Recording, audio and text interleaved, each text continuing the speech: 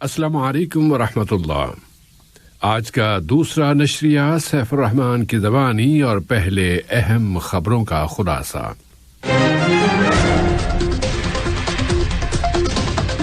وزیر اعظم و وزیر داخلہ نے قطر کے نیشنل ویژن کے ساتھ ہم آہنگ ترقیاتی منصوبوں کی حکمت عملی تیار کرنے کے لیے تمام کوششوں کو یکجا کر دینے کی اہمیت پر زور دیا ہے۔ نائب وزیر اعظم وزیر خارجہ سے افغان قائم مقام وزیر خارجہ اور افغانستان کے لیے امریکی ایلچی نے ملاقات کی ہے، جس میں افغان عوام کے استحکام کے لیے تعاون اور ہم آہنگی کے وسائل پر بات چیت کی گئی۔ اور روسی فوج یوکرین کی جنگ میں مزید وسعت لے آئی ہے۔ اس نے پہلی مرتبہ شہر ڈنیپرو پر حملہ کر دیا ہے اور ملک کے مغربی حصے میں واقع 2 فوجی ہوائی اڈوں کو بھی نشانہ بنایا ہے۔ یہ تھا اہم خبروں کا خلاصہ، اور اب پیش خدمت ہے ریڈیو قطر سے آج کا دوسرا مفصل نشریہ۔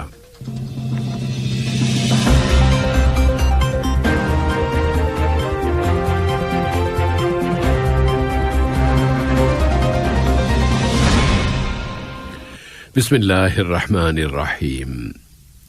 جمہوریہ مالاوی کے صدر لازاروس شاکویرا نے جمہوریہ مالاوی کے لیے قطر کے غیر مقیم سفیر جناب حسین بن احمد الحمید سے ان کی اسناد سفارت وصول کی ہیں۔ سفیر محترم نے صاحب سمو امیر شیخ تمیم بن حمد آل ثانی کی جانب سے جمہوریہ مالاوی کے صدر کو خیرسگاری کی جذبات پہنچائے، جن میں ان کی صحت و سعادت اور مالاوی کی حکومت اور عوام کی مزید ترقی و خوشحالی کی تمنا کا اظہار کیا گیا ہے۔ جمہوریہ مالاوی کے صدر نے بھی صاحب سمو امیر کے لیے سلام و تحیات، صحت و سعادت اور قطر کی مزید ترقی و خوشحالی کی تمناؤں پر مشتمل ایک پیغام سفیر محترم کے سپرد کیا۔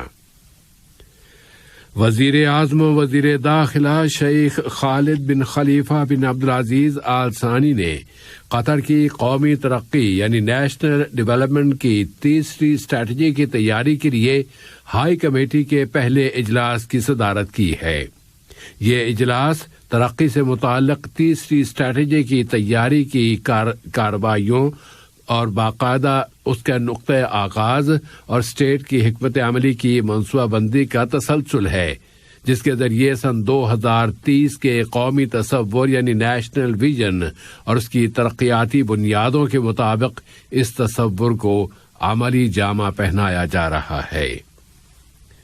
نائب وزیر اعظم و وزیر خارجہ شیخ محمد بن عبد الرحمن آل ثانی سے آج افغانستان کی نگران حکومت کے قائم مقام وزیر خارجہ جناب امیر خان متقی اور افغانستان کے لیے امریکہ کے ایلچی جناب تھامس ویسٹ نے انطالیہ میں منعقدہ ڈپلومیٹک فورم کی سائیڈ لائن میں ملاقات کی ہے۔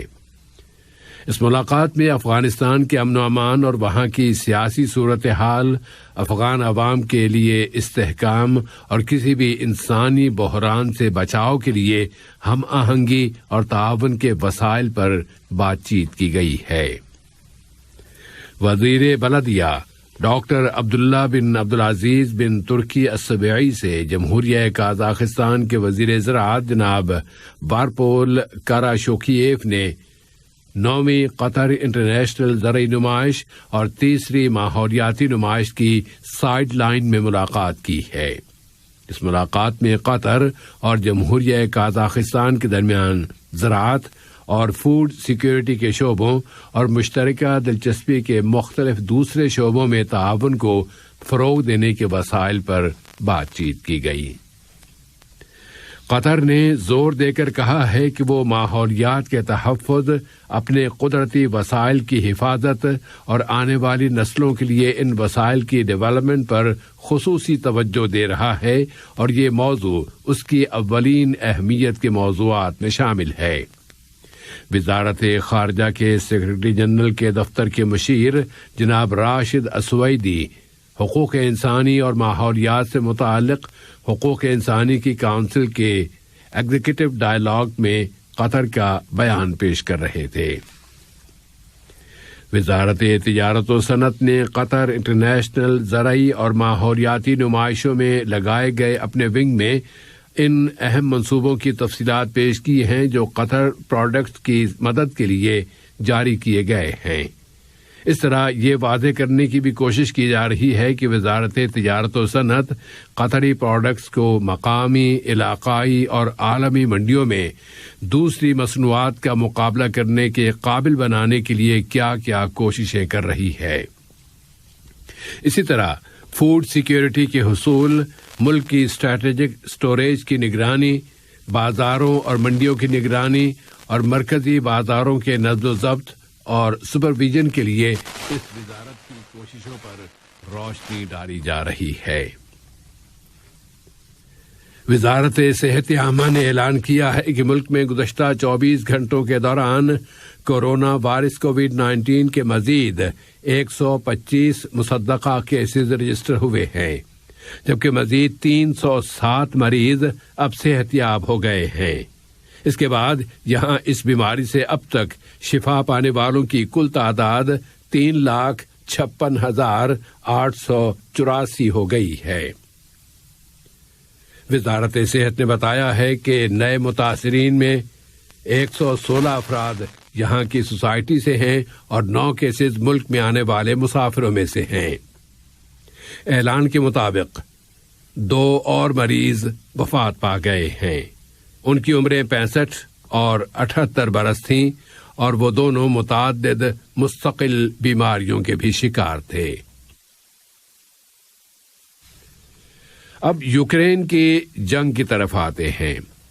یوکرین کے صدر وولودیمیر زیلنسکی نے کہا ہے کہ یورپی یونین کو یوکرین کے لیے بہت کچھ کرنا ہوگا، جبکہ اس یونین میں شامل 27 ملکوں کے رہنماؤں نے ایک دن پہلے ہی یعنی کل تیز رفتاری کے ساتھ یوکرین کی یورپی یونین میں شمولیت کو ناممکن قرار دے دیا تھا۔ صدر زیلنسکی نے کہا ہے کہ انہیں اس کی توقع نہیں تھی اور کہا کہ اب یورپی یونین کی یہ ذمہ داری ہے کہ وہ یوکرین کے لیے مزید بہت کچھ کرے۔ میدانی صورتحال یہ ہے کہ روس کی فوج آج یوکرین پر کیے جانے والے اپنے حملوں میں مزید وسعت لے آئی ہے اور اس نے پہلی مرتبہ ملک کے مغرب میں شہر ڈنیبرو اور 2 فوجی ہوائی اڈوں پر بھی بمباری شروع کر دی ہے، جبکہ دارالحکومت کییو کا گھیراؤ مزید تنگ سے تنگ کیا جا رہا ہے۔ روس کی جانب سے یوکرین کے خلاف جنگ شروع کیے جانے کے بعد اب تک 2 ملین یوکرینی باشندے ملک سے فرار ہو چکے ہیں۔ اقوام متحدہ نے متنبہ کیا ہے کہ اس کشمکش کی وجہ سے یوکرین کی فوڈ سیکیورٹی متاثر ہو رہی ہے اور محصور علاقوں میں رہنے والی فیملیز اپنے کھانے کا بندوبست کرنے کی صلاحیتوں سے محروم ہوتی جا رہی ہیں۔ امریکہ کے صدر جو بائیڈن گروپ 7 اور یورپی یونین کی کوارڈینیشن کے ساتھ روس کے ساتھ تجارتی تعلقات توڑ دینے کا اعلان کرنے کا عزم رکھتے ہیں۔ وائٹ ہاؤس نے اعلان کیا ہے کہ صدر بائیڈن آج نئے اقدامات کا اعلان کرنے والے ہیں تاکہ یوکرین کے خلاف جنگ کی پاداش میں روس کا محاسبہ کیا جا سکے۔ امریکی ویب سائٹ بلومبرگ نے بتایا ہے کہ صدر جو بائیڈن امریکی کانگریس سے اپیل کرنے والے ہیں کہ روس کے ساتھ معمول کے تجارتی تعلقات اب روک دیے جائیں۔ اس کے بالمقابل روس کے صدر ولادیمیر پوٹن نے زور دے کر کہا ہے کہ ان کا ملک ان کے بقول مغرب کی جانب سے اقتصادی جنگ کے مقابلے میں اقدامات کرے گا۔ سیاسی اور سفارتی سطح پر روسی صدر ولادیمیر پوٹن نے اعلان کیا ہے کہ ماسکو کی جانب سے اپنے پڑوسی پر حملے کے 2 ہفتوں بعد ہونے والے روس یوکرین مذاکرات میں مثبت یعنی پازیٹیو تبدیلیاں آئی ہیں۔ پوٹن نے بیلاروس کے اپنے ہم منصب الیگزانڈر لوکاشینکو کے ساتھ ماسکو میں ہونے والی ملاقات میں ان سے کہا ہے کہ ہماری طرف سے مذاکرات کرنے والوں نے مجھے بتایا ہے کہ یقینی طور پر کچھ مثبت تبدیلیاں موجود ہیں۔ یہ امپروومنٹ ترکی میں روسی وزیر خارجہ سرگی لیوروو اور یوکرینی وزیر خارجہ ڈیمیٹری کولیپا کے درمیان ملاقات کے بعد سامنے آئی ہے، جبکہ ان مذاکرات میں ان دونوں میں سے ہر ایک نے اپنے اپنے موقف پر ہی زور دیا تھا، جس کے نتیجے میں وہ مذاکرات ناکام ہو گئے تھے۔ مذاکرات کا مقصد یہ تھا کہ دونوں ملکوں کے درمیان فائر بندی کا کوئی سمجھوتا ہو جائے،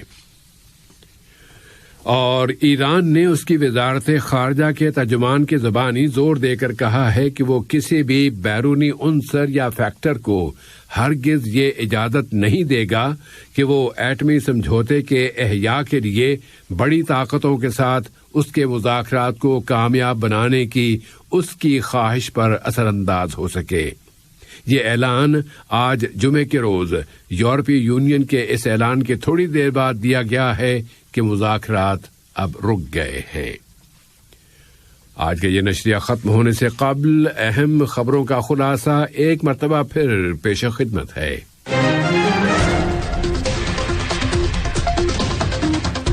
وزیر اعظم و وزیر داخلہ نے قطر کے نیشنل ویژن کے ساتھ ہم آہنگ ترقیاتی منصوبوں کی حکمت عملی تیار کرنے کے لیے تمام کوششوں کو یکجا کرنے کی اہمیت پر زور دیا ہے۔